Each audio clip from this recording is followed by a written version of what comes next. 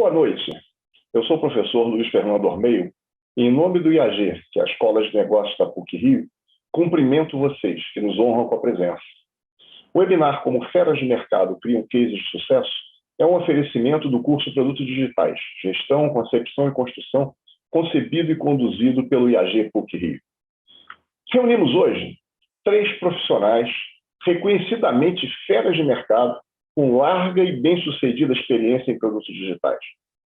O mercado de produtos digitais está em crescimento, carente de profissionais preparados para lidar com as características multidisciplinares que seu desenvolvimento exige.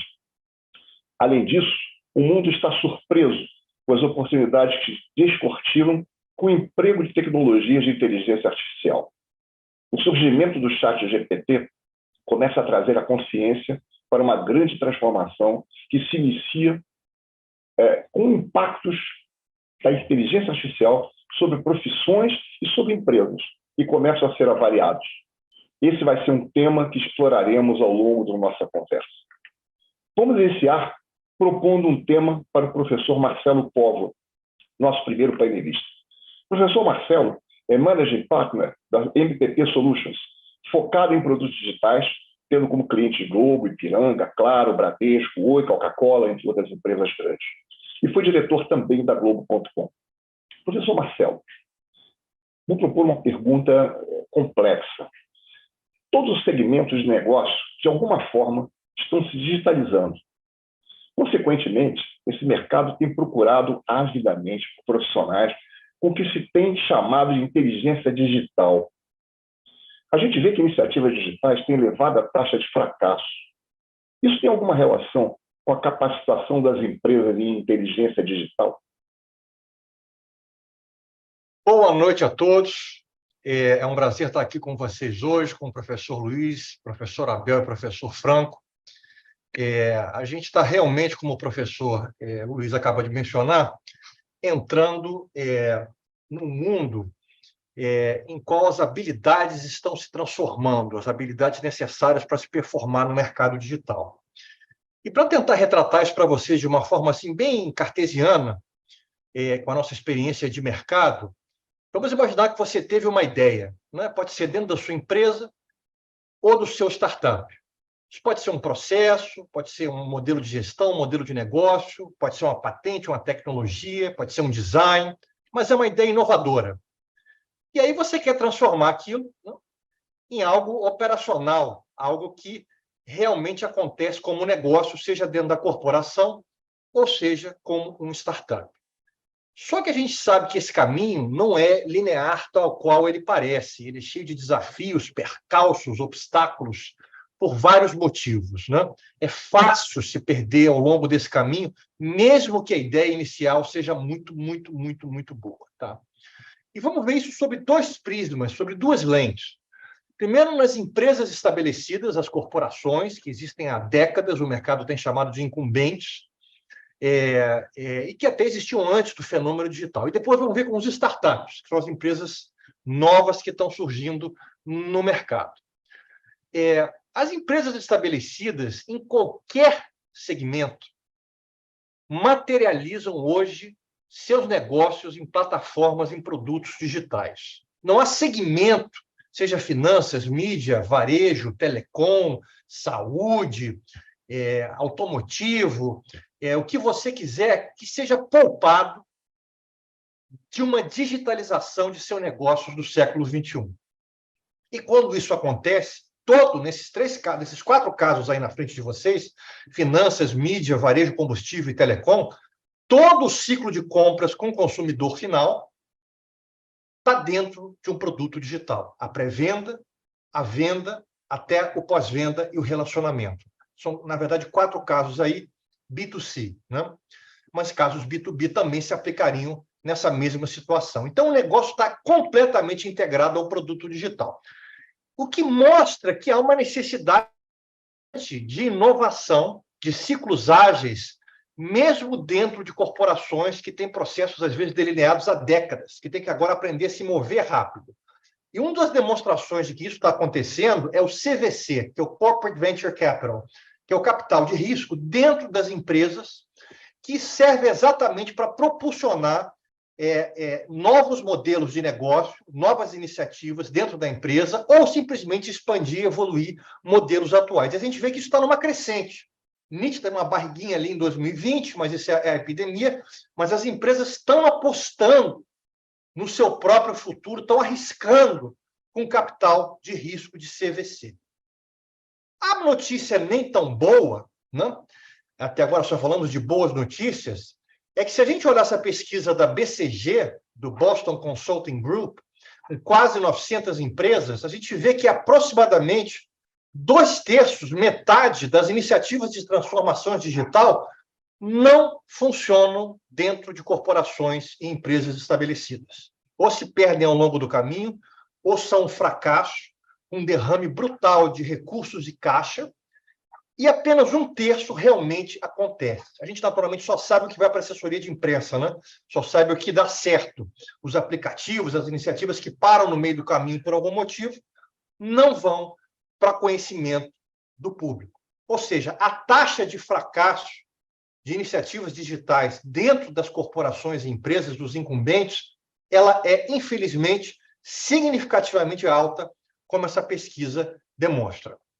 O mundo dos startups tem um caminho mais individual, mais fácil, estamos comparando coelhos com elefantes, mas eles passam por problemas bastante similares, né? A boa notícia é que, quando a gente pensa em startup, a gente pensa em unicórnio, que são startups que chegaram a um valuation de $1 bilhão, ou a exceção da exceção da exceção dos que saem na linha de largada, né?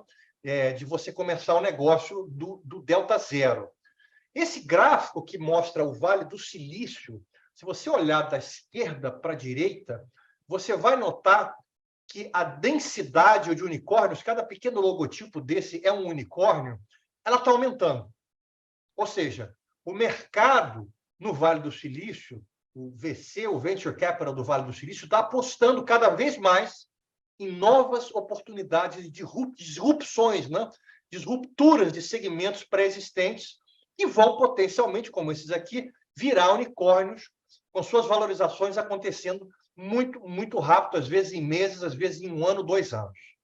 O Brasil, dentro do contexto da América Latina, não foge à regra. Se a gente olhar aqui à nossa direita, a gente vai ver que o Brasil tem já 23 unicórnios, né?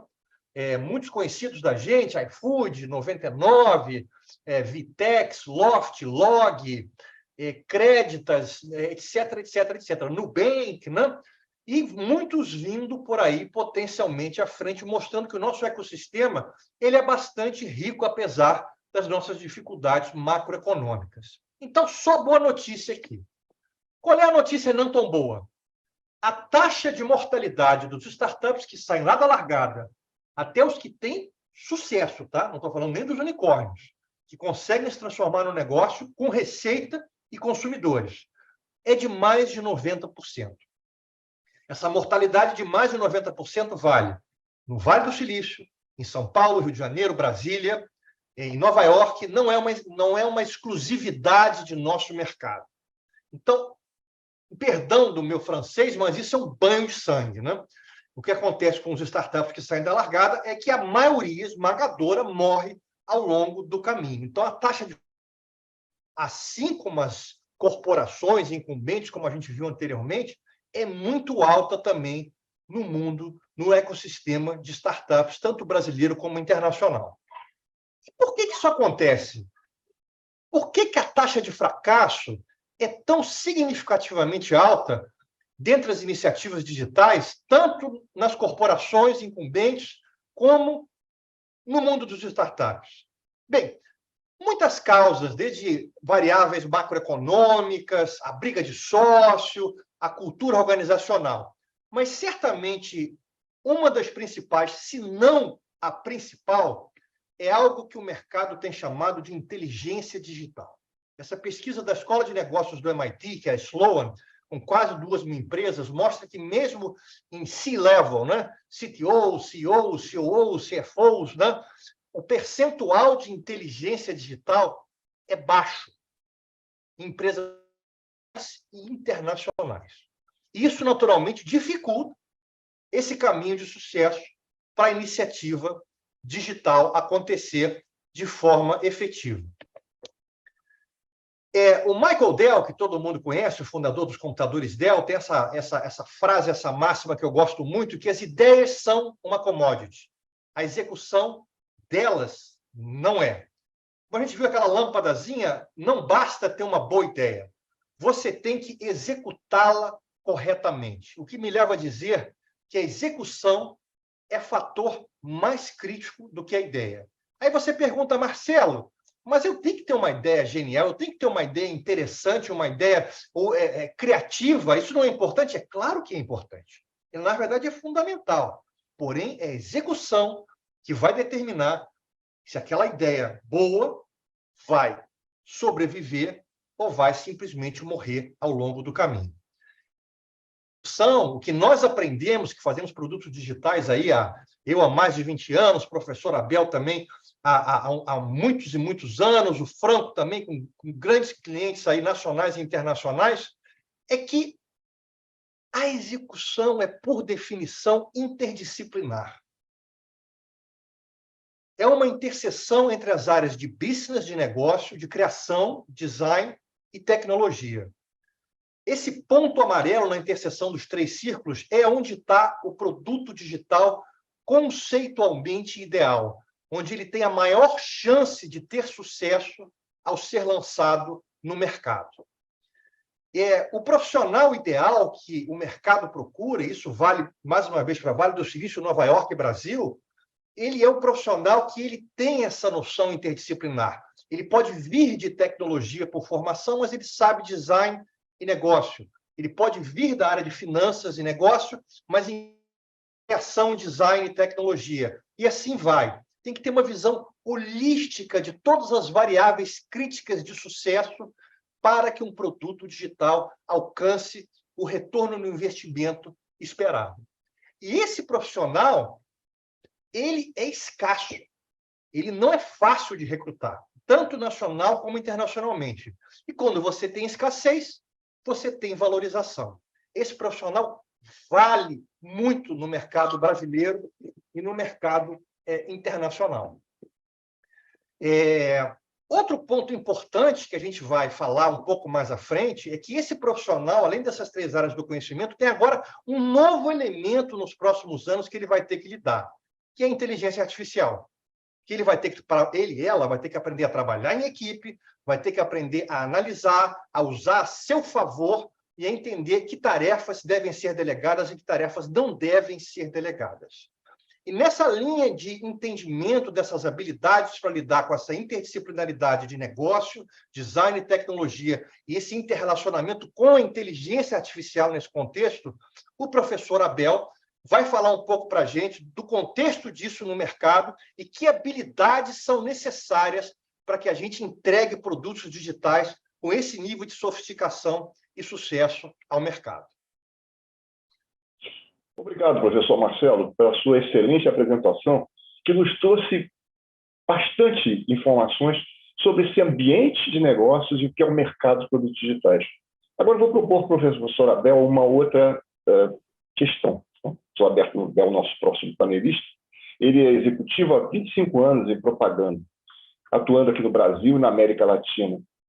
Fundador da agência Click, foi conhecida em termos da primeira agência digital no Brasil, foi pioneira no Brasil, foi CEO da Isobar Latinoamérica e da Dentsueges Network no Brasil.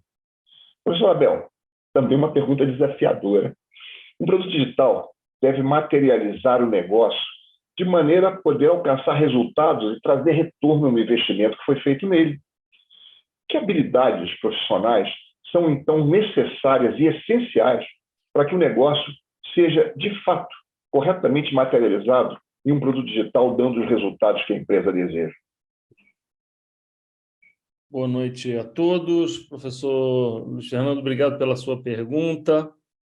Eu vou pedir para que a gente avance no slide, porque a primeira observação que eu quero fazer é que não há dúvida alguma da criticidade para negócios e marcas investirem primariamente na sua presença digital e olharem para essa presença digital pelo olhar do design de produto. E por que isso é tão crítico? Crítico porque é para onde o consumidor está olhando e quer olhar. Há uma pesquisa da Salesforce, que é realizada desde 2019, pré-pandemia, se estendeu pela pandemia, e ano a ano, e a de 2022 confirma isso, cobrindo aproximadamente aí 30 países, 29 países. O que se constata é que, cada vez mais, a inclinação de consumidores, clientes e fornecedores é interagir, transacionar, se engajar com marcas e negócios através dos meios digitais. E, mais do que isso, para esses clientes, consumidores, fornecedores, a experiência é tão importante quanto o produto ou o serviço. A travessia é tão importante quanto o lugar de chegada na visão dos consumidores dessa era digital que a gente vive. E no próximo slide, o que a gente tenta mostrar é que a melhor maneira de você desenhar uma presença digital para seu produto ou serviço é você ter uma arquitetura. A analogia para construir um prédio adequado aos seus objetivos, seja de moradia ou de negócios, é a mesma. Aqui é desenhar uma arquitetura adequada para você poder acomodar aqueles que frequentam o teu ambiente através de diferentes pontos de contato e por diferentes razões, né? Um dos primeiros pilares importantes, eu estou olhando aqui no sentido horário, aí, começando por experiência, o pilar da experiência é essencial na interface, na comunicação entre consumidor, cliente, marcas e negócios, porque é o que produz, primeiro, o encantamento. E o encantamento, ele propaga. E você produz encantamento na medida em que você dá a melhor usabilidade, a maneira mais simples, direta ao ponto e fácil de um consumidor ou de um cliente chegar no objetivo, no produto ou no serviço, na característica ou na informação que ele está procurando. Ocorre que, na era digital, a forma da marca, eu costumo dizer, é o seu conteúdo. E conteúdo é o segundo pilar importante da arquitetura de presença de qualquer negócio na internet.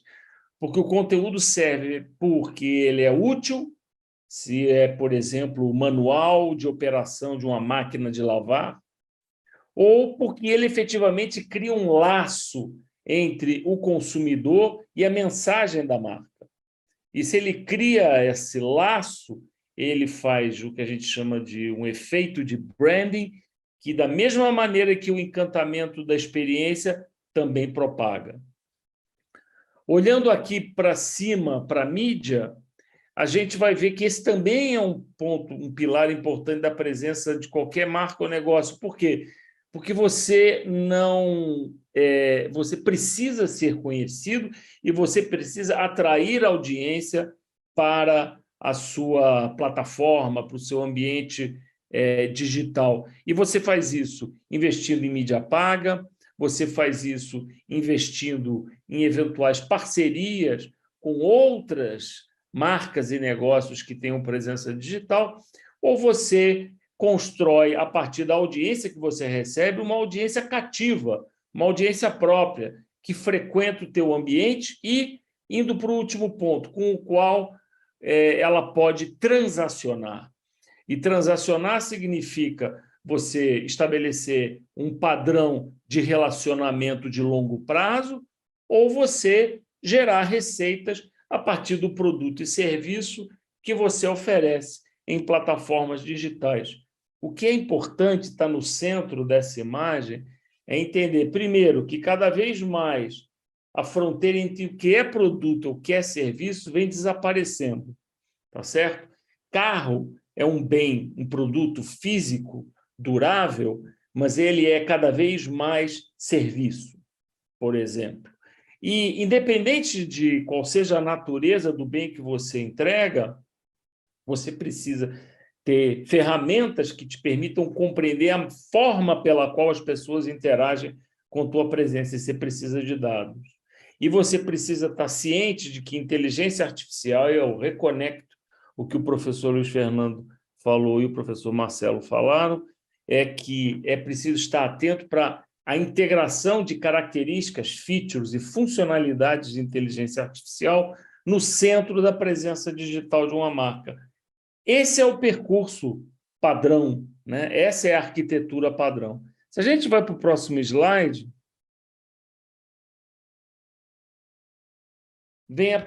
vou direto ao ponto que o professor Luiz Fernando levantou.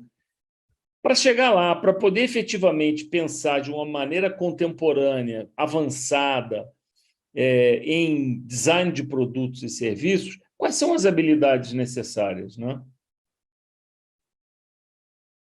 A primeira são as habilidades que o Fórum Mundial já reconhece, o Fórum Econômico Mundial já reconhece e apontou em 2020 como sendo as 10 principais, ou os 10 principais conjuntos de habilidades que os profissionais das próximas décadas no mercado deverão dispor, né? Seja pensamento analítico e espírito de inovação, seja a capacidade de gerenciar seu próprio aprendizado contínuo, a capacidade de raciocinar criticamente sobre conteúdos e informações que são apresentadas, a capacidade de organizar um pensamento criativo e original, ter atitude de liderança e de influência para poder atuar no interior de equipes diversas, multidisciplinares, regionais ou globais, ter familiaridade com todo o aparato tecnológico que constantemente muda e que nos exige pensar de forma mais inovadora em design de experiência, tolerância a estresse e a capacidade de idealizar soluções que resolvem problemas. É tão simples quanto isso e tão difícil quanto isso. E a gente deve pensar que a nossa orientação enquanto profissional de mercado nos próximos anos deve estar guiada por esses 10 mandamentos das habilidades. Só que quando a gente vai para o design de experiência, design de produto e serviço, próximo slide, a gente pensa aqui 3 classes de habilidades que são importantes e que são já bastante indicativas da revolução que está por vir ou que já está batendo na nossa porta. Bem, a primeira, e conecta aí essas 3 dimensões, business, design e tecnologia, conecta com aquelas capacidades, aqueles 3 domínios que o professor Marcelo mencionou, mas eu vou pegar o ponto de business, que é o seguinte: cada vez mais design de experiência de produtos, serviços digitais, é sobre você conectar processo de negócio ao encantamento do cliente. Daí a importância da usabilidade e das condições de interação estimulantes e criativas que você tem que oferecer para o cliente, sem enrolação, direto ao ponto, provendo utilidade, provendo informação ou, eventualmente, provendo entretenimento.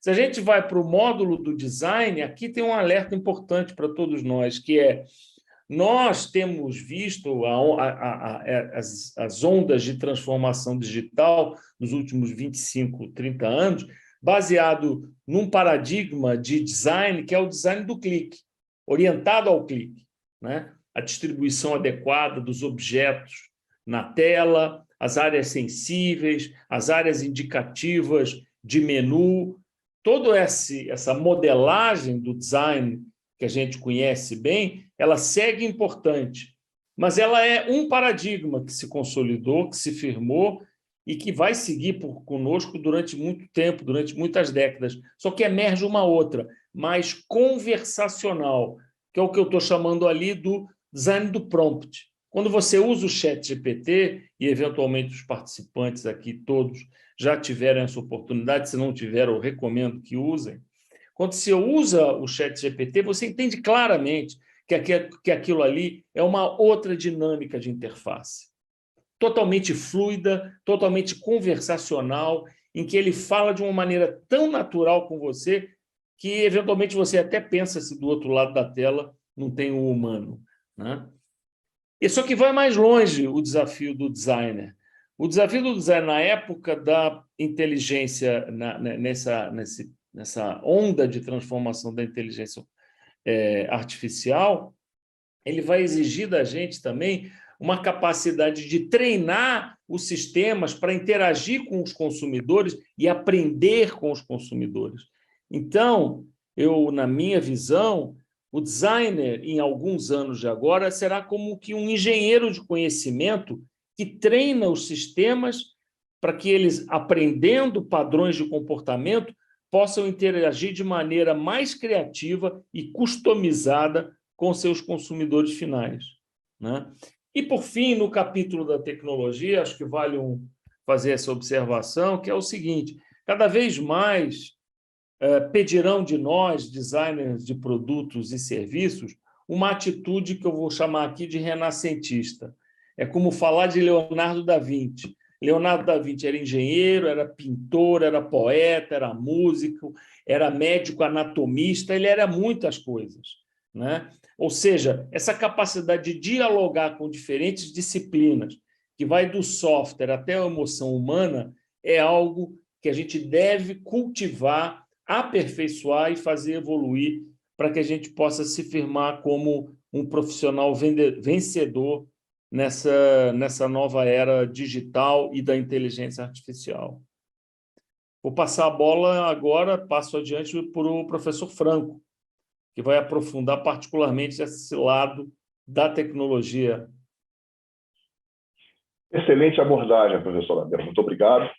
E o nosso terceiro panelista, como já foi anunciado pelo professor Abel, é o professor Franco Pieragnoli, que é diretor de tecnologia da Walking Co., que é uma agência de produtos digitais com base em Nova York. O professor Franco foi responsável por projetos de grande porte. Como exemplos, eu posso citar o Meu Vivo Móvel e o novo aplicativo Minha Claro. Professor Franco, também uma pergunta difícil para responder. Como a inteligência artificial pode impactar em produtos digitais? Como é que os profissionais humanos, pessoas, vão trabalhar em equipe com a máquina, com a AI? Que vantagens e desafios você deslumbra nessa integração? Boa noite a todos. Muito obrigado pela oportunidade. A questão da inteligência artificial como uma cola aí, né, dessas três grandes áreas, estratégia e business, design e tecnologia, eu vejo dois grandes pontos aí de vista em relação à inteligência artificial ligada aos produtos digitais. A gente tem uma evolução muito grande, né, nos últimos 20 anos, e particularmente nos últimos anos, uma velocidade espantosa, né? Então, nós tínhamos ali no 2000 a questão de algoritmos, evoluindo para machine learning. Ali em 2012, a gente tem a questão de rede neural, a gente tem uma evolução. 2017, a parte de transformação e criação de dados. Até a gente ter ali em 2019 o GPT-2, né? Então, hoje nós estamos no GPT 3,5, 4 já está sendo lançado, em que a gente tem a parte de uma inteligência artificial generativa. Então, a gente percebe como isso evoluiu rápido e nos últimos meses cada vez mais acelerado. Até brinco, né, numa edição anterior do curso de produtos digitais, numa das últimas aulas ali, eu fiz uma brincadeira, quase uma prova de conceito ali, né, mas em tom de brincadeira, utilizando algumas ferramentas de inteligência artificial que não estavam tão populares ali no final do ano passado, e que a gente montou praticamente uma aula final ali, só utilizando a parte de inteligência artificial, seja a parte de construção de script, conteúdo, apresentação, transformação de texto em voz e, inclusive, a edição do vídeo. Então, foi bem interessante e hoje a gente vê como isso já evoluiu absurdamente. Dois grandes pontos, né? Quando a gente fala de tecnologia, e a gente sempre falou que tecnologia tem que estar sempre presente em todas as fases do projeto, seja na fase de conceituação, de estratégia, a parte de detalhamento do produto digital, até a parte propriamente dita que todo mundo conhece, que é a fase de execução e de codificação daquilo. Contudo, eu vejo que a questão da inteligência artificial vai afetar em duas grandes frentes a questão dos produtos digitais. O primeiro ponto é na questão da utilização mesmo do usuário, da experiência do usuário na utilização de um produto digital. Então, a inteligência artificial, com certeza, vai mudar fundamentalmente o que a gente tem de interface de produto digital hoje. O professor Abel falou com grande propriedade a questão do prompt, a parte de interfaces conversacionais. Então, como isso vai transformar nossa experiência, que não vai ser só a questão mais de telas ou de interações de clique, mas a gente tem toda uma parte de interação e algumas características que a inteligência artificial pode trazer para a gente. Segundo ponto de vista, numa fase interna, como na construção desse produto digital. Então, a forma como trabalhamos vai precisar mudar. Tá? Então, como as áreas interagem, a velocidade dos processos, as tarefas, isso vai ser alterado. E acho que um ponto importante é que a tecnologia está evoluindo muito rápido e não vai parar. Pode passar para o próximo, por favor. Então, a inteligência artificial traz um impacto assim, significativo na experiência do usuário, né? Então, toda a parte de experiência de produto digital. Ela pode ser utilizada para personalização, a parte de eficiência de um produto, questões de acessibilidade e segurança. A parte de personalização, a gente pode falar que recomendações, insights relevantes ali em tempo real, alteração de comportamento do usuário, a inteligência artificial pode ajustar um layout, uma interface, pode apresentar um conteúdo personalizado e ainda oferecer algum recurso que atenda às necessidades específicas daquele usuário naquele momento. Então, a gente tem uma evolução muito grande nessa parte de experiência personalizada para o usuário. A gente não tem mais aqueles clusters com réguas de comportamento, né? A gente tem dados não estruturados respondendo o tempo todo às necessidades do usuário. Questão de melhoria de eficiência, questões de tarefas repetitivas, né? Aquela carga de trabalho do usuário. Assistentes virtuais podem ajudar a responder aquelas perguntas frequentes, problemas comuns, sem ter que ter a necessidade de um humano ali do outro lado. Questões importantes de acessibilidade, né? Então, usuários com algum tipo de deficiência temporária ou permanente, né? Questões de visuais ou auditivas. O sistema de reconhecimento de voz, de texto, pode tornar a interação com o produto muito mais fácil e intuitiva. Então, isso é um salto em questão de acessibilidade. Podemos falar também um pouquinho da questão de segurança, né? Então, a gente consegue utilizar a inteligência artificial detectando comportamentos maliciosos, potenciais ameaças de segurança. Isso pode ajudar a proteger o usuário e seus dados, né? A gente vê que no Brasil a gente vive numa situação de segurança pública complicada. Então, até a parte de detecção de geolocalização combinada com o comportamento do usuário, isso tudo com modelos de inteligência artificial, a gente consegue identificar e tentar melhorar a questão de segurança dos nossos produtos digitais. Pode passar para o próximo. E aí, quando a gente fala um pouquinho, né, da parte de a forma como trabalhamos, né, que vai mudar. O que a inteligência artificial pode nos ajudar? Essas três grandes áreas, seja a parte de estratégia, a parte de construção e detalhamento do produto, até a própria parte de execução. Hoje a gente tem uma questão do ponto A até o ponto B na construção cada vez mais rápido. Pode passar para o próximo. Traz alguns pontos, tá? Então, tem diversos pontos que a inteligência artificial vai afetar nessa parte de construção e de processos. Identificação de oportunidades de negócio. Pode ajudar empresas a entender tendências de mercado, a identificar áreas onde ela pode inovar e, de repente, oferecer produtos exclusivos. A parte de análise de dados, né? Hoje a gente já usava algumas questões de regressão de dados e ciência de dados, mas ela pode fornecer insights valiosos, podem ser usados para transformar a estratégia de um produto, por exemplo. Pode incluir, inclusive, análise de dados de usuário, análise de dados de mercado, análise de dados de desempenho de um produto. Antes, a gente tinha uma grande dificuldade na formatação e na tabulação desses dados. Hoje, a gente consegue trabalhar com dados de forma não estruturada e obter grandes insights desses dados.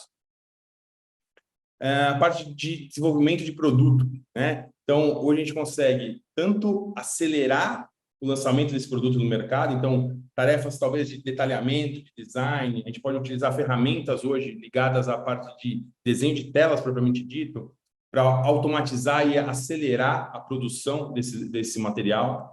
Isso pode ajudar as empresas a inovar muito mais rápido e trazer produtos para o mercado de forma mais rápida. Além da parte de testar isso, né? Até foi bem interessante ver um artigo semana passada, em que modelos de inteligência artificial foram elaborados para simular alguns comportamentos de algumas comunidades e testar o produto, a solução e a experiência daquele produto nessa comunidade que foi criada por inteligência artificial. Então, a gente consegue, inclusive, além de lançar muito mais rápido, a gente consegue testar melhor e numa escala muito maior. E a parte de eficiência operacional, né? Eu trabalho numa agência, e aí é o que a gente geralmente tem. Nós temos históricos de projetos, de tecnologias, de performance desses projetos com determinados clientes, e a gente tem toda a parte de skills do time, a disponibilidade do time, a parte de correlação, né, entre esses membros do time. E a inteligência artificial consegue ajudar a gente a montar ou recomendar as melhores combinações possíveis de um time para determinado projeto com determinadas características. Então, a gente pode utilizar a inteligência artificial não só na ponta final, ali, usando ela no produto final, mas ajuda a gente a compor o time ideal para trabalhar em cima desse projeto. Pode ir para o próximo, por favor. Aqui tem um exemplo do aplicativo, né, do Minha Claro. Ele é um aplicativo já de alguns anos atrás, mas ele já trazia um conceito da questão de contextual, né? Então, através de dados sistêmicos, eu conseguia colocar aquele usuário dentro de um conjunto de regras e trazer uma interface completamente diferente dependendo do momento daquele usuário. Hoje a gente consegue, com inteligência artificial, melhorar ainda mais essa experiência. Mas isso é um exemplo, né, de como a interface pode reagir e interagir com o usuário, dependendo do momento dele, de forma super contextual. Essa é uma das aplicações que a gente tem ali da questão de personalização. Pode ir para o próximo. Trazer mais alguns cases aqui interessantes. O primeiro case ali a gente tem do Filscoff, né? Então, a gente utilizou a questão da inteligência artificial. A gente fez uma questão que a gente chama de data-driven design, ou seja, a gente conseguiu auxiliar o time de design fazendo a tradução de alguns dados. A gente fez a regressão de pedidos, etc., para tentar ajudar a compor a melhor forma de exibição desses produtos. No começo, os designers tinham uma grade, um grid com 6, 7 produtos, 8 produtos. Isso é uma tendência, né? Quando a gente vai conversar com o time de e-commerce, eles querem mostrar o máximo de coisas possíveis ali na tela. E através de uma regressão de dados, a gente conseguiu entender que tinham dois perfis, mas basicamente 90% dos usuários faziam o mesmo pedido do mesmo produto sempre. E a gente conseguiu identificar ali dois padrões, né? Então, análise de reconhecimento de padrões, que também faz parte dessa parte de ciência de dados. A gente conseguiu entender que existia cliente monófono, né? Então, ele pedia sempre a mesma coisa, muito provavelmente ia na mesma loja, no mesmo horário. E tinha os exploradores, né? Então, a gente conseguiu identificar que algumas pessoas sempre queriam experimentar alguma coisa. E a gente consegue refletir isso numa interface que se adequa de acordo com o tipo de cliente. Ali depois a gente tem uma parte de busca, né, de elementos ali. Isso talvez seja uma das maiores transformações que a gente vai ter, questões de buscas semânticas, recomendações e entendimento da parte de linguagem natural. Então, que a gente usa hoje ali no chat GPT, muito provavelmente a gente vai começar a ver cada vez mais nas interfaces, seja de tela e também através dos assistentes pessoais.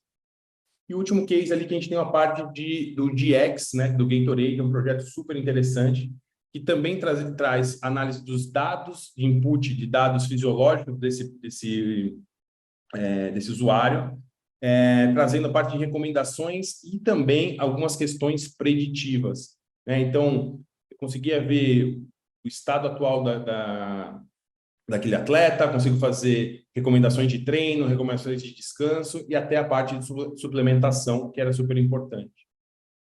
Para o próximo. Como eu falei, né? O professor Abel citou a questão da interface conversacional. O professor Marcelo, né, inclusive na edição do curso, tem um módulo específico tratando, né, dessa questão da parte conversacional. E ela vai ganhar cada vez mais um grande peso, né, com a utilização da inteligência artificial e com essa nova mecânica de perguntas e respostas e de interação, né, com essas interfaces de voz. Então, a gente tem ali Alexa, Google, vai ter alguns outros dispositivos também, mas o interessante é que o futuro do design de experiência passa, além de agora da parte de interface visual, a gente passa a ter uma grande relevância. Esses equipamentos já existiam, mas eles ganham uma importância enorme com a questão do ChatGPT, por exemplo. Vou passar para o próximo. E aqui, finalizando, a questão do Gatorade X. Então, a gente vai ter outros inputs de dados, né? A gente tem, além da parte de... E aí, o professor Abel falou a parte do clique, né? De como eu utilizo ali. Eu tenho inputs de voz, eu tenho inputs de devices, eu vou ter inputs de outras formas não convencionais, trazendo dados, cada vez mais dados, para a gente aprimorar essa inteligência e trazer resultados cada vez mais específicos e personalizados, ou seja, com maior relevância para aquele usuário. É isso. Obrigado, professor Franco, por partilhar conosco essa forma como você vislumbra esse futuro muito próximo a partir dessa experiência enorme que você tem com produtos digitais. Bom, chegamos agora ao final do webinar. Percebemos, ao longo do webinar, que existe um mercado imenso que busca, a cada dia, integrar produtos digitais em seus negócios. Entretanto, a carência de profissionais habilitados para o trabalho em equipe multidisciplinar necessário para o desenvolvimento dos produtos digitais cria uma importante barreira para o sucesso das empresas.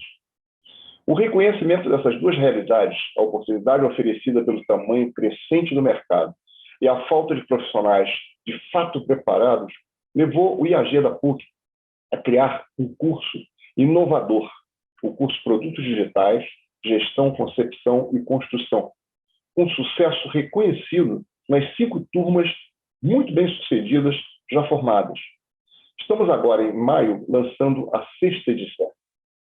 É hora de todos nós refletirmos sobre nossa vida profissional, pensarmos em janelas de oportunidade que se abrem e nos desafiam a evoluir, a estudar, a agregar competências.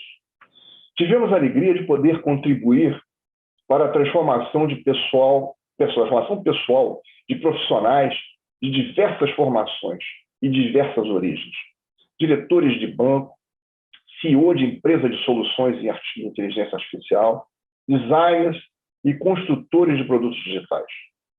Queremos agora ter você como nosso aluno, interagir com você como nosso parceiro em sua caminhada nesse universo do produto digital. Eu agradeço a participação desses nossos professores que vão estar com vocês, trazendo essa sua experiência e dando esses pulos do gato nesse seminário. E vocês, agradeço também que atentamente participaram nessa troca de insights e de experiências. Boa noite e até muito breve.